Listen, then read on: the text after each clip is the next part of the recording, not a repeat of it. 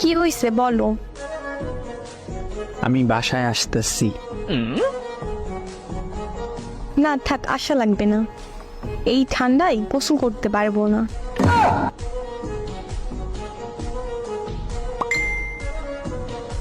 কেন গোসল করতে হবে কেন? আরে গতবার এসে আমার জ্বর বানিয়ে দিয়ে গেছো। কেন গোসল করছো কেন?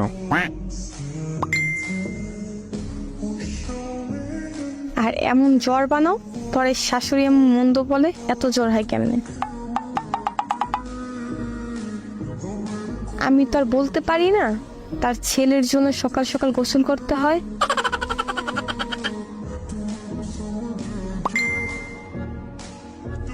আরে আমি সেইটা বলি নাই, মানে এই জন্য আসবো না। তুমি সবসময় এটাই বলো, কিন্তু ঠিক আমার জ্বর হয়।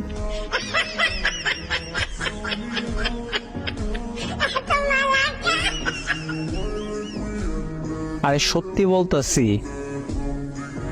গতবারও বলছো সত্যি বলতেছি, কিন্তু এসে জ্বর বানিয়ে দিয়ে গেছো।